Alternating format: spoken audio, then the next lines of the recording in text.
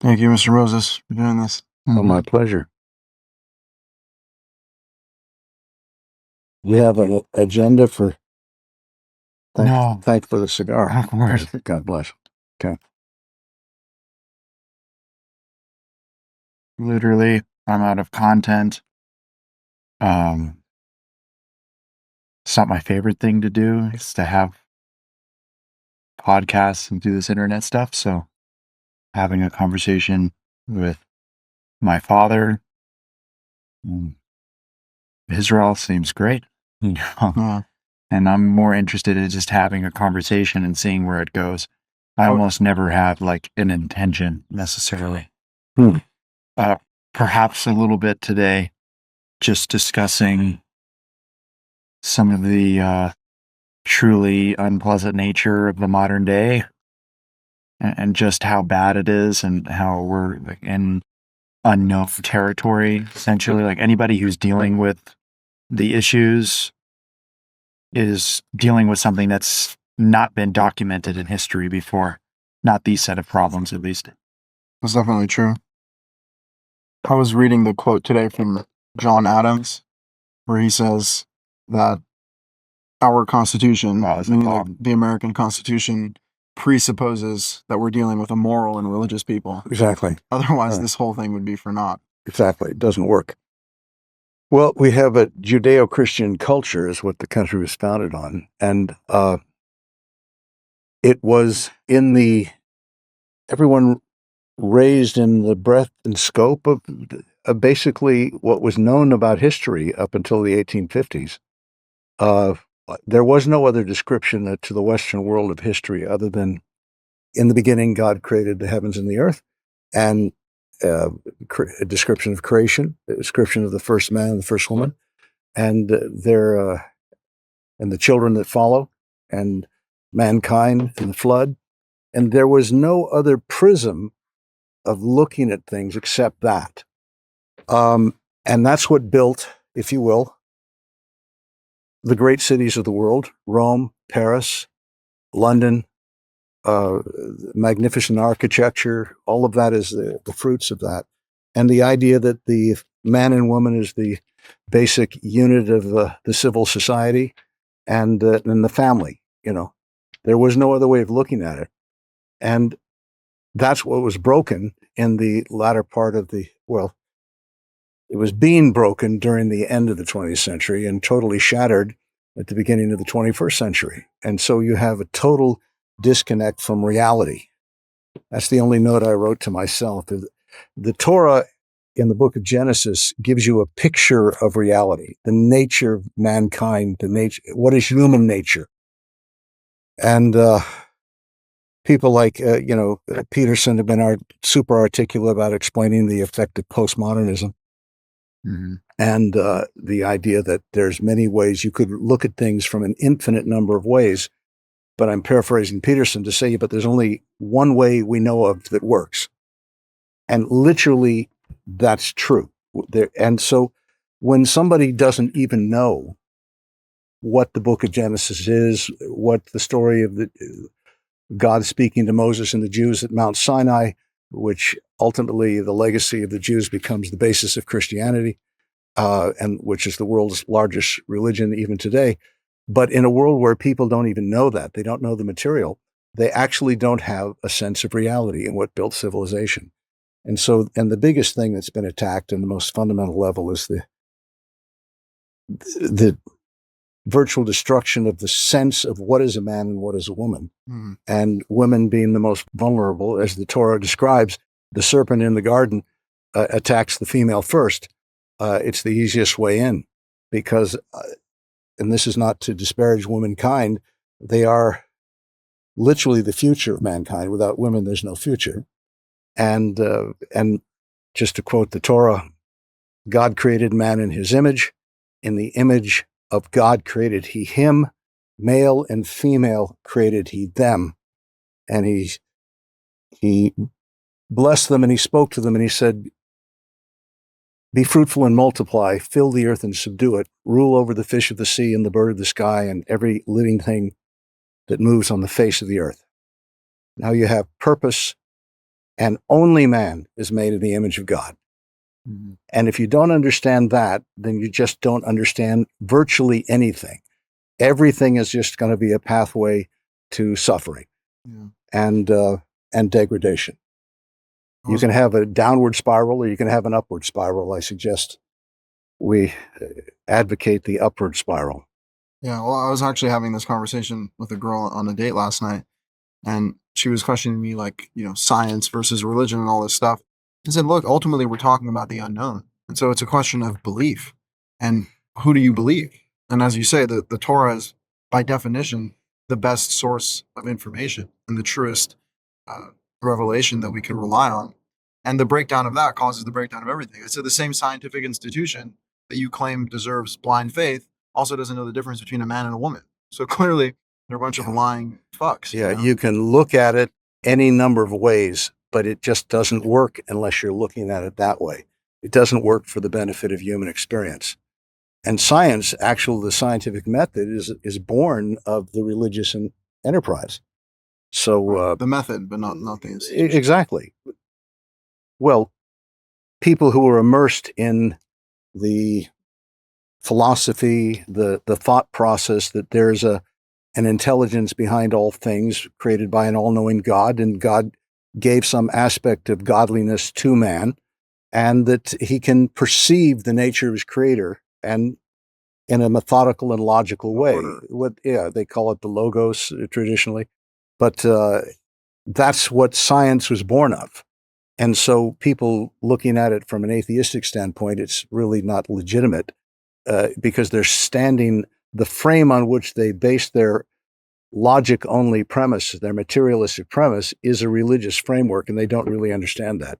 So they can come to idiotic conclusions, as the last few years should be self-evident.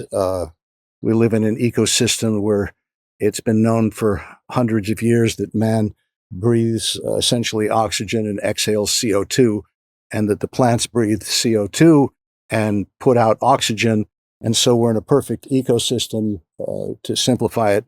But the idea that, no, it's all poison, that's just idiotic. And there's an anti-human agenda that devolves from anything that isn't born of the Judeo-Christian ethos, virtually anything. Bear in mind that communism, taking the name, isn't because it's good for the collective. It's horrible for the collective.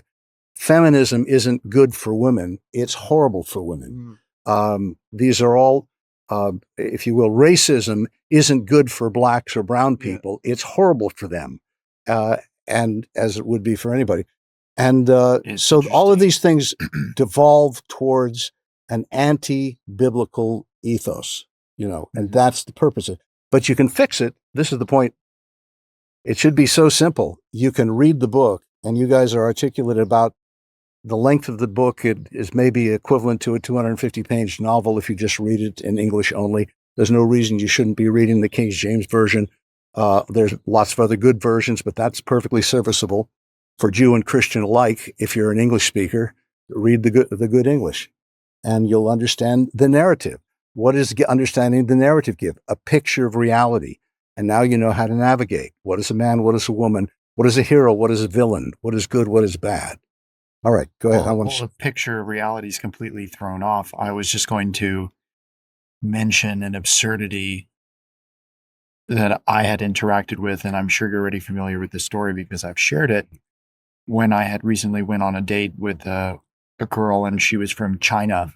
Her family was. She's Chinese American in the sense that her parents have shipped her here, and she was looking for a fight because I had no notion of bringing up anything about feminism or abortion or really anything political for that matter. I was just trying to enjoy my time and go out on a Wednesday night, and she seemed to understand that I was a traditional man, just in the simple discussions that we had. And for some reason, she wanted to ask me, what my views were on abortion.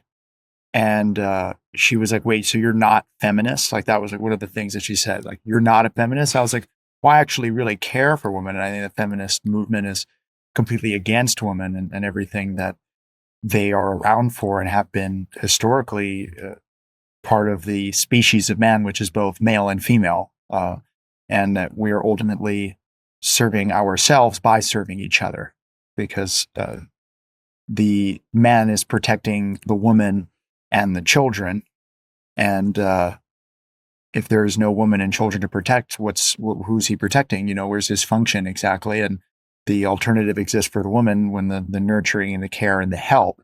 She's helping the man, but she's nurturing and caring for the children. But if there's no children, then what exactly is your function? And in no way was I trying to, You weren't trying to be provocative. I wasn't trying to be provocative, just very simple. And she decided to bring in abortion, which I think is a very provocative conversation, regardless of where your views are on it. Like it's going to start some sort of uprising.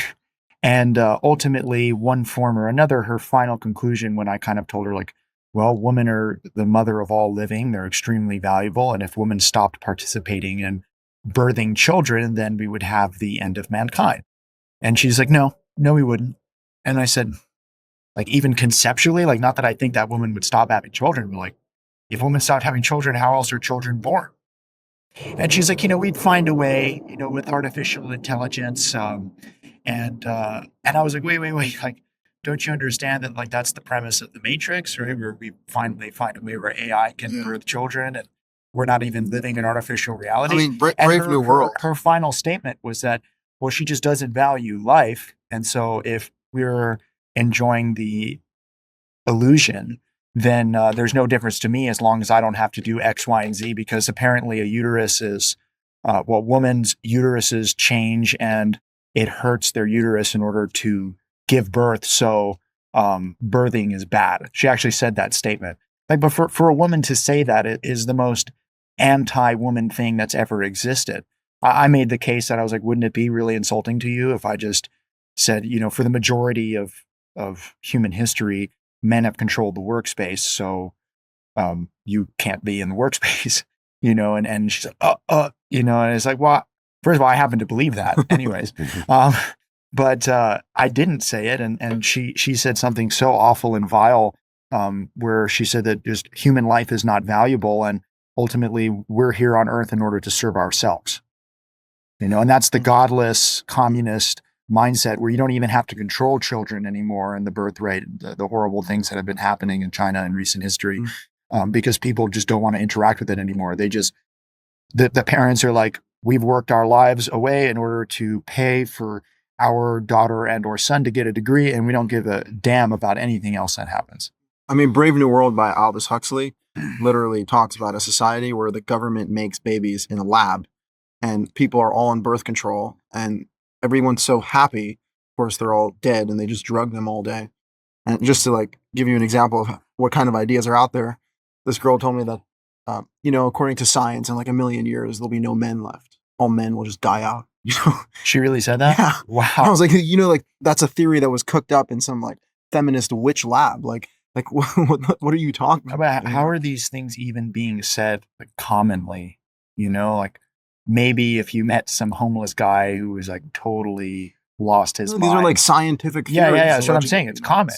It's awful. But you would think that even for a crazy man on the corner of the street, with even he wouldn't say that. Yeah, exactly. Like I don't even think he could come up with that. But as long as it's in so a study with it's so vile. Peer-reviewed, PhD, then it's true. There's a book called The Devil and Karl Marx. I can't think of the author's name, but he's well established today. It's worth a read for those who don't know that things like these isms that we're referring to, communism or feminism, whatever, they're all outworkings of an anti-God agenda. And that, so this has been expounded so many times, it's not really worth for us unpacking because it's been done very well by others and very comprehensively, like this guy who wrote The Devil and Karl Marx. And, but this is whatever it is, the anti-God agenda, which is inherently an anti-human agenda, it's a pro-death, anti-life agenda. This is what evolves. As Dan is describing this young Chinese lady, she wouldn't, if she could hear herself she's articulating the position of what the world audience, when that movie came out, The Matrix, what, maybe early 1990s, I don't recall. The bottom line is she's articulating the point of view of the villains of the piece, the horror show that everyone in America would recognize as, oh my God, what a horror. Let's root for the good guys, played by Keanu Reeves and the other team. Morbius and Neo, if you will. And let's root for them to prevail against the godless machines. And but remember, if they don't know the Torah, if they don't know the 5 books of Moses, if they don't know their Christian roots, then they only know what they're taught. In a sense, it's not their fault. There's an evil perpetrated upon them. But the antidote, the bottom line is not to be hopeless. The antidote is a simple read. Everybody out there has probably read at least one book of 200 pages. Mm-hmm. You know, you could do it again. Even if you're a slow reader, you could do it in 6 weeks. You know, it totally needs to be part of the curriculum. Yeah, that's it. And make it part of the curriculum. It's the automatic antidote. We're not inventing anything that we're talking about.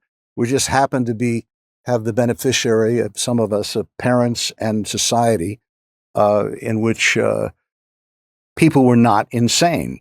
And if you look at the world, that yes, certainly there's intelligence in the structure of even the physical world that we see. There's an intelligence behind us, the complexity of our own bodies, the complexity of human relationships. Clearly, and the fact that some things do work, that anything works, means it's not random. In chaos, there's a great book. Kurt Vonnegut makes an example. I don't recall the name of the book particularly. It might be Timequake. And he's having a conversation with his older brother, who is a scientist. And he makes a joke about, Vonnegut asked him, his brother, do you believe in evolution? And he says, no, but it's the only game in town. And this was an allusion to a joke that they knew from their childhood, which was, I'm in town. It's a small farming community. I'm going down to the miller's barn and enjoying the poker game. And the family member says, well, everyone knows that game is fixed. He says, yeah, I know, but it's the only game in town. And then he went on to say that there's no concept in which a hurricane assembles a Boeing 747. That's all. Mm-hmm. You don't have to go to the Bible to get to see design. Yeah, that's right. Obvious. There's a concept here, and a concept of reality, the simple picture of reality. And if you will, God tells the story of creation and human experience in a narrative, in a story. You're not going to be learning calculus, although what you're going to learn is beyond calculus. You're going to learn the narrative of existence. That's the key thing. And you can fix it by reading the book, whether you're a Jew, a Christian, a Hindu, or whatever. I mean, it's so interesting that people whose lives are completely crushed from the AA standpoint, that they need to believe in a higher power. And it's crazy that you can even separate religion and then see that, like, what's the one thing that seems to get people better, right? And like right now, we just need to be looking at all people and just saying all of us need to be better right now, because the state of the world is just awful. It's so awful. And the picture of reality is completely crushed. An interesting thought came to mind that I'd like to address, simply because I have a much better view of history because I read the 5 books, and then I take it beyond the 5 books to, let's say, the Old Testament, and then beyond the Old Testament to like what historians have to say up until the present day. I'm fortunate enough through your referral to know about Paul Johnson, who I find to be an extremely reliable source of information.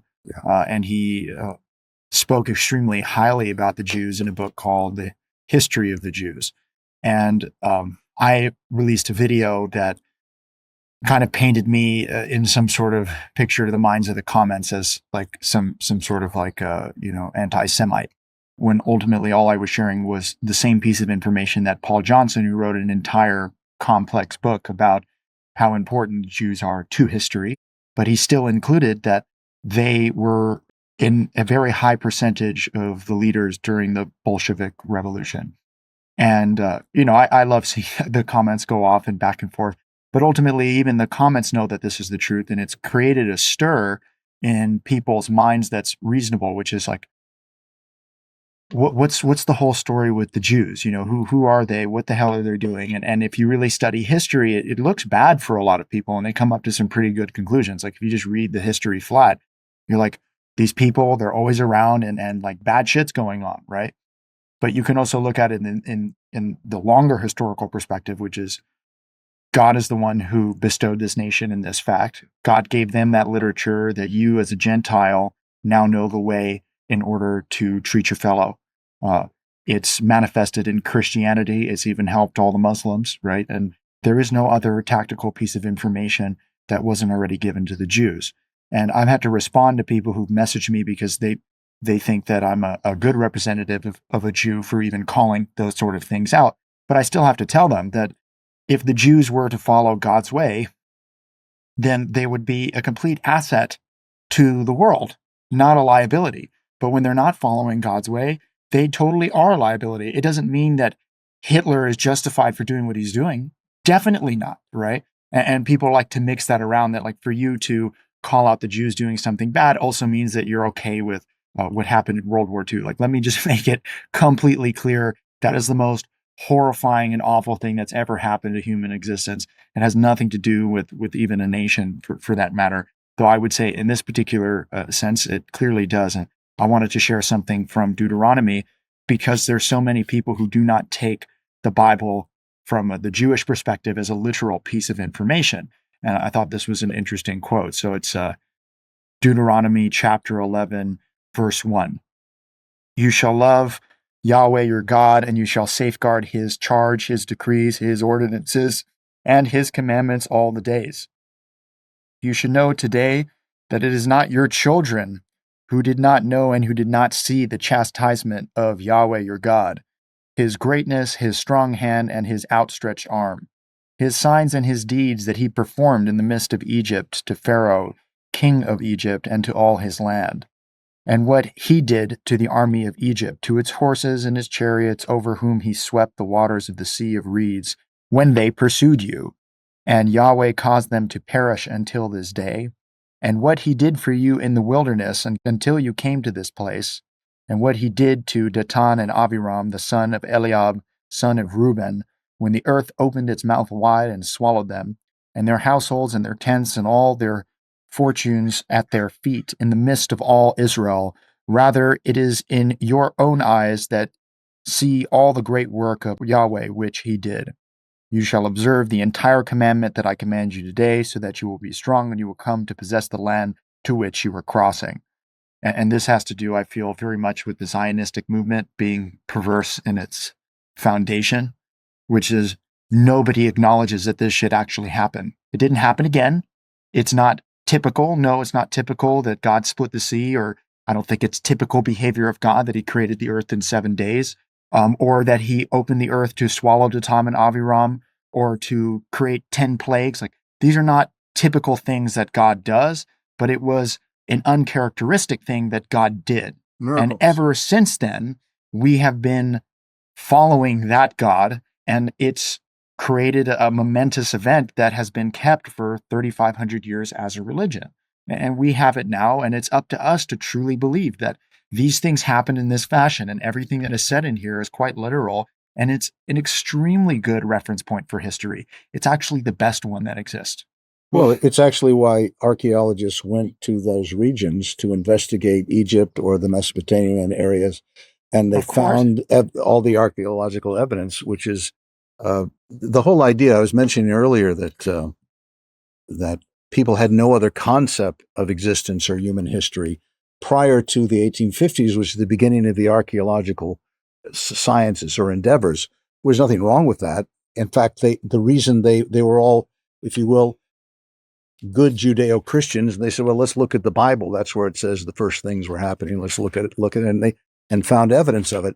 The difference is that afterwards, there's this concurrent anti-religious ethos as a part of the what are they calling it? The what's the term for the political postmodern? Not postmodern. Prior to that, the after the time of the what they call the Dark Ages, you have the Enlightenment, the period of Enlightenment. Yeah. It became fashionable to suggest that this new information where someone interprets a broken shard of a stone and some Sanskrit letter, and therefore says, therefore, I discount this human account of detailed witnesses, and I will speculate, and that has more credibility. Of course, that's contrary to the idea of if I'm a witness to something and you didn't, obviously you would rely more on what I saw, even if I didn't get it right.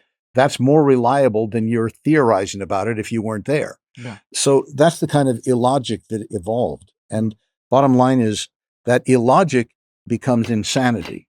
And what we're talking about is getting to the roots of when mankind as a whole was not crazy. So this is the antidote to not being crazy. You can, step by step, obviously you'd aspire towards morality, you'd aspire towards goodness, you'd aspire towards holiness. But how about you start with not being insane, not being a loon, not being a person that can't tell there's a difference between a man and a woman, and there's functions for men and functions for women, and together they are mankind. Or any fool who couldn't see just self-evidently that the glory of a man who's seeking truth is inherent and seeking to be moral, whatever his color, is a magnificent human being. That's a man. And so race obviously has nothing to do with it. It's character. And sex is the instrument that there should be more life, and it's built into all creation. You can look around and see, you can see animal life, you see what it is, and you think, and humans are a part of that, but only humans are made in the image of God, and that has a particular meaning. You can look into it and find out what that meaning is for yourself, and things will get better. You're not going to have a lack of challenges in life, but you can have challenges where things you learn and you improve and you build, or you can have whatever difficulties you have now, and it's going to get worse and worse and worse. And your psychological or physical suffering, or both, is going to increase unto death. And, or it can spiral upward eternally, as they say in Hebrew, to the kisei hakavod, to the heavenly throne.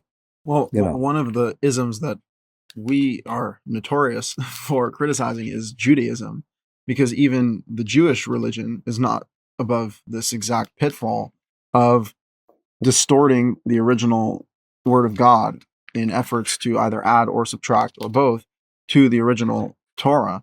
And, Judaism itself, although I have a soft spot for like the traditional practice and the communal aspects and the songs and stuff, but at the end of the day, it's really just a distortion of the Torah. And the fact that the Jewish people themselves, to the most religious Jews, to the most secular Jews, are in a constant state of denying the Torah and trying to create a name for themselves. Also trying to keep that alive. Yeah, trying to keep that alive above. They're not trying to keep the Torah alive. They're not trying to keep. They're trying to keep their own system, their own institution, their own power structure. There's a crazy statement that I heard from my great grandfather, who I'm actually named after. He himself was an Orthodox rabbi, but he heard Hitler speaking in 1933 off of his balcony in Berlin, and he said, "This guy is going to murder all the Jews." He's like, "I got to get out of here," and he literally left. He emigrated to Israel immediately and was saved. But he told my grandfather, his son, that in his eyes, what kept the Jews in Europe, even though they knew what was happening, is the rabbis. And he said the rabbis were telling them, "Don't leave, stay, you're going to be fine." And he said, clearly they just didn't want to lose their power structure. They didn't want to lose all of their followers and everything that they had going on there. And he faults them as being, and I would never say that myself, but he was there, and he faults them as being an instrument for the Jewish people being stuck in that environment. Well, a modern analogy, something analogous to that, is the COVID hysteria, where no group would look. It seems that all the world's institutions failed on that score, and succumbing to fear and the government narrative that was completely false, and I mean completely false. Mm-hmm. But many people could see through it, Mm-hmm. but the rabbis couldn't. Neither could priests and ministers and the other religion. Most people fell to that one. Most people fell for it. But the point is, they were not unique. The natural inclination of things. By the way, Paul Johnson himself is a Catholic. I think he's self-proclaimed Catholic. Mm-hmm.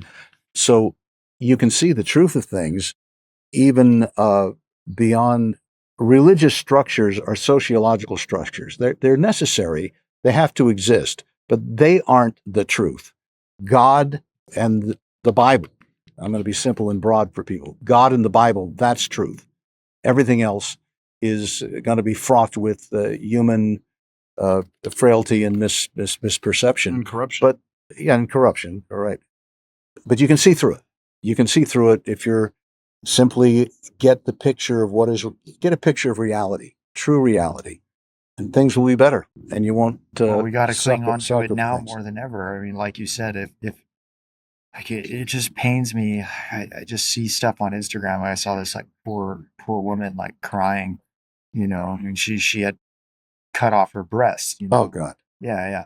I mean, she still looked like a woman to me. You know what they call that? Gender reaffirming care. Yeah, that's what I'm saying. Instead of mutilation, bodily mutilation. You know, right. People like even, you know, you never know what YouTube will do for me even for saying this, you know, but ultimately there are many people, children who have died or have come back with speech impediments, or they have lost their motor functions and they have, you know, turned up on the spectrum by getting their extremely healthy, brand new born children and or, you know, very young children stuck with vaccines, you know, and these modern vaccines. And it's like, listen, like, I don't care if you disagree with me or not.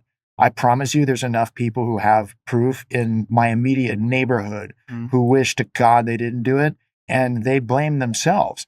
And it's like, look, you don't need to blame yourself for that. That's just everybody. Everybody was told they were forced to do it. You know, you're going to blame yourself for being forced to do that? No, I don't think so.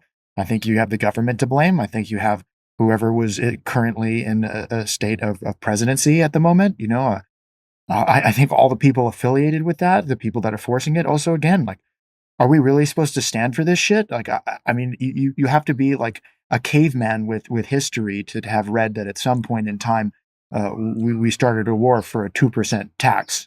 You know, now we're taxed 50%, and we have the eternal tax on our homes that we bought for the rest of our lives at a 10%. Yeah, right. Fee. Your land. This is bullshit. We can't live like this. Mm-hmm. Why do I even need to send forms to anybody to do taxes anywhere? People are going to have to start getting together, and they're going to start having communities. They're going to have to talk about these things openly. And they're going to say, look, I live in a godless country. We don't know where it's ending. The justice system is totally corrupt. Everybody's putting money in their own pockets instead of actually putting money to where it helps and where it matters. And, you know, so be it. YouTube bans you, you know, like, oh, well, hopefully you reach enough people that can actually gather towards you and meet with you, because this is really, really bad. And poor men and women who can't even meet each other. The women are so vile. They're so bad. It's crazy. I mean, just like the men are so weak and so unmasculine. And the women are like, oh, they're so unmasculine and disgusting and this. And you're like, well, okay, well, what about you? Yeah. What about you exactly? Well, even just politically, they just uncovered, Elon Musk and his Department of Government Efficiency uncovered that U.S. aid was sending millions, if not billions of dollars across the globe for transgender propaganda in like far-flung countries.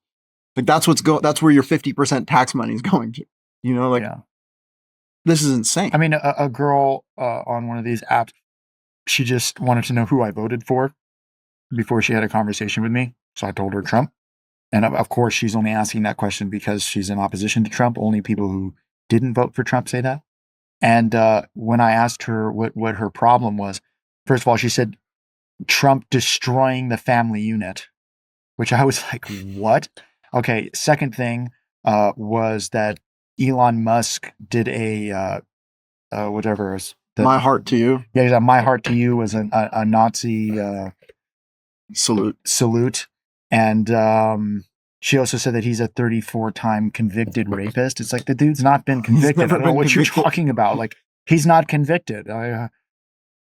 All of that's a bunch of bullshit. Breaking up the family unit, a guy who wants to actually remember that the male and female gender is the only two that exist. That's Right. not in the opposition family. When there's men and women, then there's mothers and fathers, okay? And mothers and fathers have children. So that's bringing the family unit together, not breaking it apart, idiot. And it's just like, it's disgusting that we even have to be interacting on these dating apps. Like, I heard something interesting. I think it was on like the Joe Rogan show or somebody, some comedian said something that like, we're all just being like, we're living out Mark Zuckerberg's world, Yeah.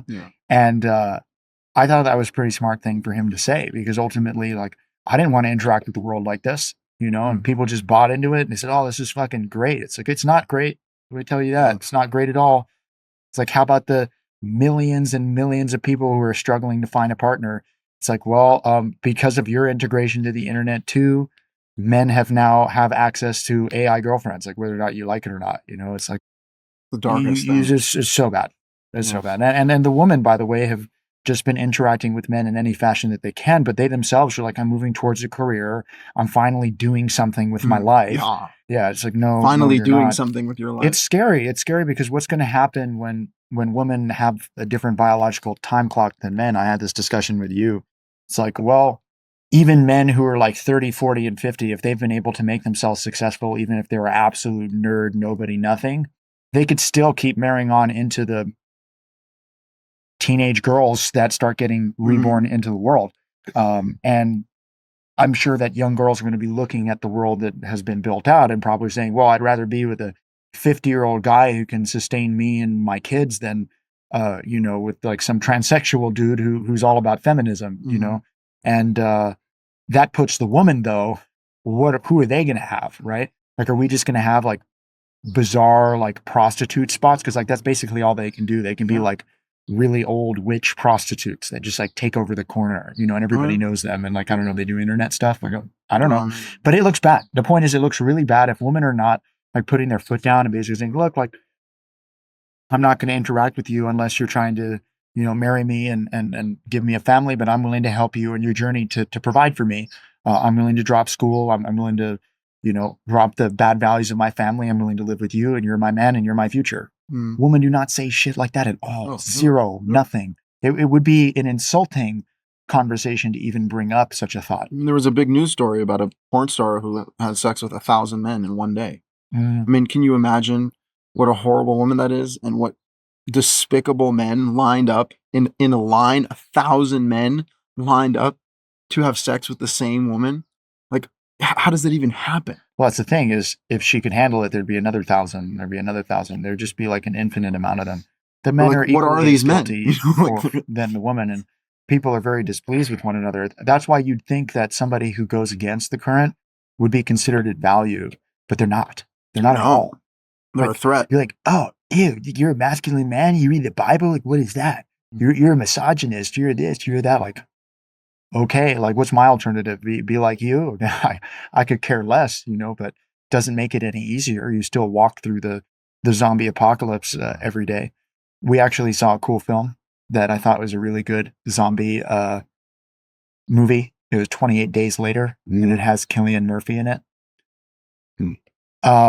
Where really you see what ends up happening, that even during the zombie apocalypse, people are still people, and like the whole premise or one of the lines is like, the military men are just like, they can't tell the difference between the zombie apocalypse, and they're just like, just people killing people again, and it's like, well, it's a little different than that, So, but the only glimmer of hope is the love between the man and the woman as being the continuity, even in a complete desolation. I assume that's some aspect of the story. Yeah, it is. Yeah, okay, it is. so that's where it's redeemed. And so even at the level of soul, even in a woke society, some filmmakers get the idea, get enough truth, and the audience will respond to that fundamental truth, which is the only thing that can drive a story worth hearing.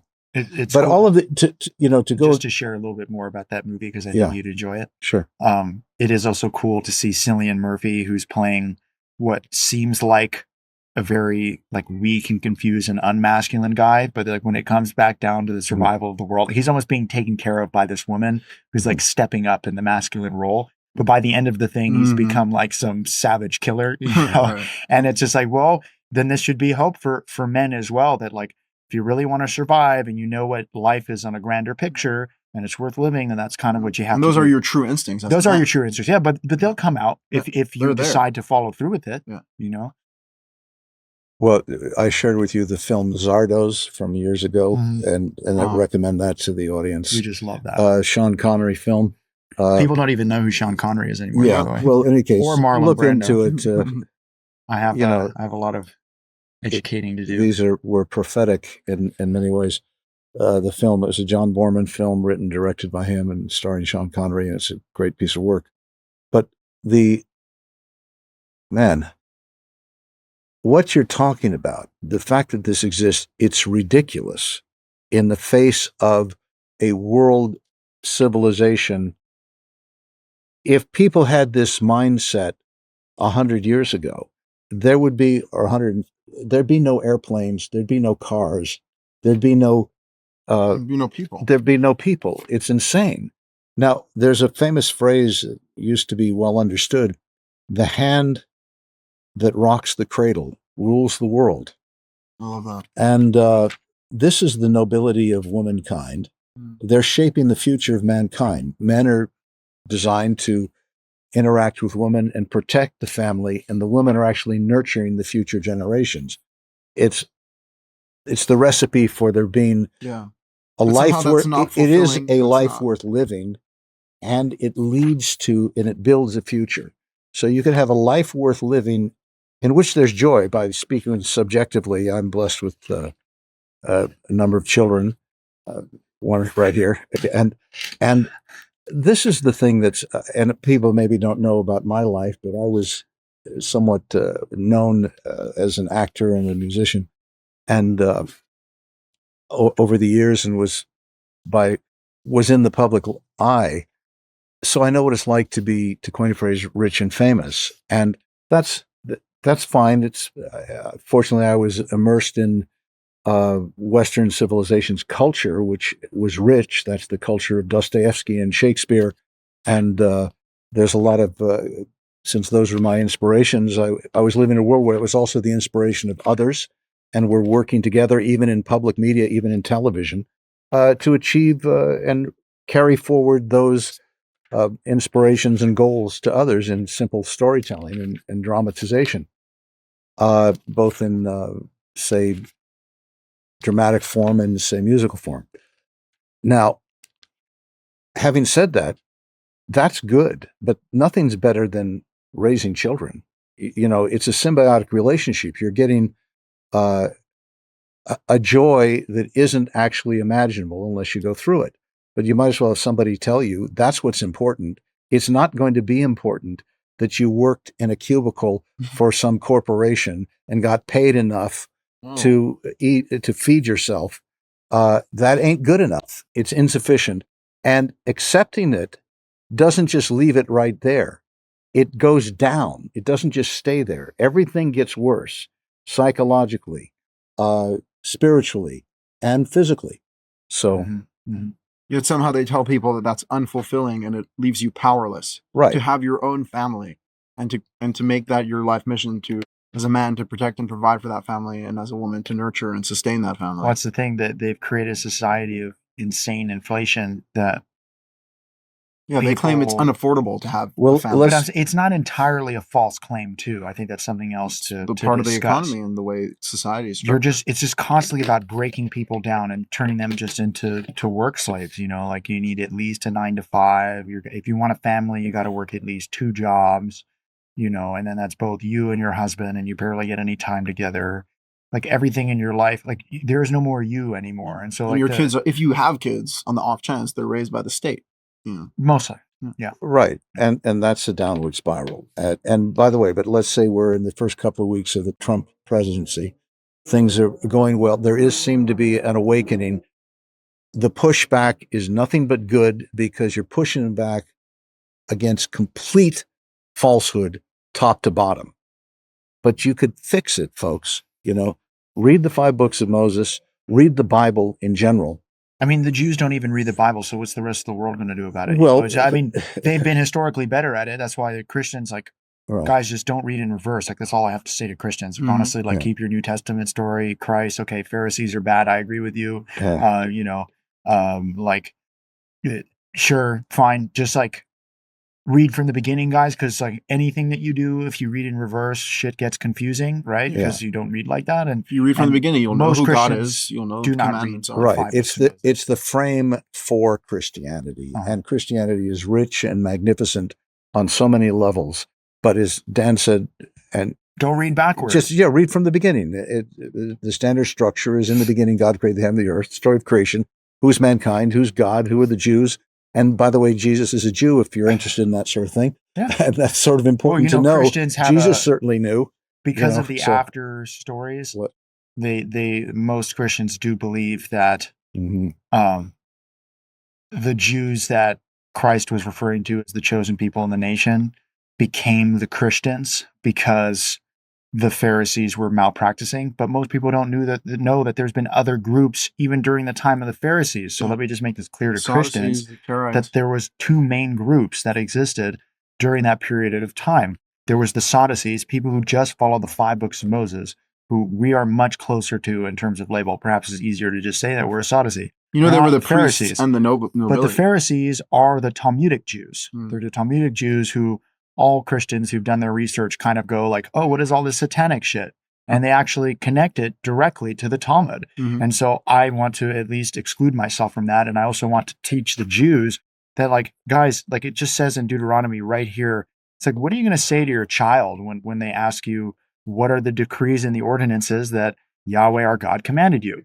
The Orthodox Jew literally answers that question, that they use the historical narrative of the 5 books, but then they say that God gave us the halacha and the Mishnah and the Talmud that taught us all the ways that we can do it. So I want to dispute that just by quoting Deuteronomy. The parasha's name is Va'etchanan, but you could look up Deuteronomy chapter 6, verse line 20.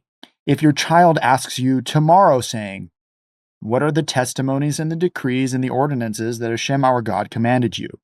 I'd like to add in one more thing. The Orthodox Jews also don't believe that their earth was like really created in 7 days, and that perhaps, God at the mountain wasn't really happening, and the fire is all like metaphorical stuff. So here's what God has to say about it. You shall say to your child, we were slaves to Pharaoh in Egypt, and Yahweh took us out of Egypt with a strong hand. Yahweh placed signs and wonders, great and harmful, against Egypt, against Pharaoh, and against his entire household before our eyes. And he took us out of there in order to bring us, to give us the land that he swore to our forefathers. Yahweh commanded us to perform all these decrees, to fear Yahweh our God for our good all the days, to give us life as this very day. And it will be a merit for us if we are to be careful to perform this entire commandment before Yahweh our God as he commanded us. He's talking about these teachings and these commandments in the short 250-page book that are directly from God. For some reason, the Orthodox Jews and the religious Jews want to dispute the actual truth of the stories in the 5 books. And once it becomes a metaphorical, not very clear piece of literature, that allows them to jump in and say, well, our literature's more clear than that, right? Which, by the way, no, it's not at all. Not it's at all. endless, and it's so confusing and it's awful. But I just would like to read that so people can hear that. That's just my take on this whole thing, and why I'm not Orthodox, why I just follow the decrees and the ordinances that are here. I'm not a fan of religion in general, though I would say the Christian and the Jewish faith as a Judeo-Christian foundation is what built the success of America, and we want to get back to that success. And America is doing a good job because they got Donald Trump in the presidency, and he's trying to help out Israel, because if Israel is doing their job, then the world has a reference point of how to be holy. It's like when those people are doing a good job, they're a huge asset to the world. Definitely the ones who want freedom and acknowledge the objective reality that there is a God. And if you want to get better, which I'm sure tons and tons of people out there want to get better, then you need to find God yourself. And here's an alternative for you. Go ahead and check it out. Don't trust me. Read the 5 books of Moses. Amen. Yeah. That's the 5 book. Just read it. Become familiar. What is the narrative that actually created civilization? I mean, there's can't be more. the proverb says, "Know God in all of your ways," right? and he will straighten your paths. And that just means that everything in life is a religious experience. And to me, the definition of religion is just the relationship between God and man. And if you are constantly interacting with God in all of your ways, that's how you can awaken to the divine world which we exist in, and God, who is so far above us yet so near to us at the same time. It's remarkable, and it's liberating. Considering God is so vast and limitless, you can't put any constraints on him. But if God's the one who gave us this literature and said, this is how I did things, I don't know why we wouldn't trust it. Like that's another thing too. Well, that's what has always worked, and nothing else does work. And by the way, this isn't a drag, and it's not dry. All of this spins off of a simple interaction between men and women and some natural connection that they're drawn to each other, and you play in a joyful way, and life unfolds. Don't interfere with it. I mean, birth control, for example, is a major interference with the natural flow of things. Now, just look at, how do you talk to a group of people if they just don't know human history? There isn't going to be an answer to that until they read the big picture of human history, which, by the way, is the foundation of what history is. Subsequent writers of history understood to start recording history by reading this book, and then they started mirroring it. And that's where you get the Jewish Tanakh and all the stories of the Jewish prophets, all the way up to Christianity. And people and the great historians of the world followed that narrative. And by the way, Greek culture, which is influential, Socrates is influential, but Socrates lived after the time of Moses, and a long ways after. So the Jewish state under Solomon was well established in the lifetime of before the lifetime of Socrates. So people just don't know that. So Socrates is someone, when their Greek philosophy is being expounded in a world in which there is this Torah revelation at Sinai influence on world culture, and they're all close together geographically, so they are influencing each other. And this is a good thing. This is the way God means it to be and meant it to be, and we should continue that. One of the things J.D. Vance said on the campaign trail was how, like, all the people fighting for the left's point of views, they're all a bunch of childless cat ladies. Right. And he got a lot of heat for that, but I think that's brilliant. It's absolutely correct. If you're a childless cat lady, you have no concept of what life is about and what it takes to sustain a family. The minute men and women come together, they start to realize, we need a foundation for a family. We need But I'm saying principles that we can live by. Childless cat lady is the nice way to pose it. Well, like I was saying earlier, what's going to happen to all these ladies who abandon the traditional role of a woman and are no longer able to have children? Like, that's very sad. You're getting like, it's very sad. Like, I don't know, like Postmates prostitutes, to your door, like that. That's what's probably going to happen, particularly with they might even be robots at that point. Because what's the difference? Well, but that's how people think. I mean, it's scary. That's why women are telling men just jerk off. Yeah, they literally say, they're like, "Oh, you're horny, just jerk off." There's plenty of porn for you. Yeah, come on. Yeah. So that's a real thing, by the way. Yeah, I understand, but you could take a pop culture reference. We referred to The Matrix, and say, look, here's the nightmare scenario, and the good guys in the story, our protagonists, are people fighting against it. You can use that as a basis for an archetype of living. If there's negativity and falsehood and wickedness and tyranny, you can seek freedom, and you can seek the actual truth, and you can seek actual reality. And that's what everything in the Bible is advocating, and giving everybody the roadmap for their own personal life, no matter who they are. Yeah, the Bible is so individualistic. Remember, that's something that's lost on people because of the organized religions. The Torah is always calling to the individual and really following the stories of individuals. And a collective is only made up of true individuals. And if you lose the individuals, the collective is just like communism, right? In the name of the collective, they eliminate the individual, but then the collective is just a dead heap. It's not alive. It's not an ecosystem. No, as you say, it is simply the story of God's relationship to mankind. starting with Adam, from Adam to Noah, from Noah to Abraham, from Abraham, Isaac to Jacob, to Joseph, and to Moses and the Jews having the communal experience of millions of people hearing the voice of God. And that's the foundation of mankind. I believe it's Paul Johnson who, when asked a question, he was talking in an interview, I think, with Dennis Prager. He was talking about the writing of the American Declaration of Independence. He found that was the most significant document, more important than the Constitution. The Constitution is the offshoot of that rather than the other way around. People should know that. And that is only a couple of pages long, folks. You could read it and know it, and your life will be changed if you're unaware of it. He said it's so important. It is the second most important thing that happened to mankind. And so I think Prager asked Johnson, well, what's the first one? Thinking that he would say perhaps Jesus, the birth, the resurrection. Those are all a credible candidate. But the bottom line is, he said, oh, the revelation at Sinai, the most important event of mankind. Okay, these are profound. And again, read Paul Johnson's history books. What's the one? Modern History of the Jews, Modern Times. Is that the other title?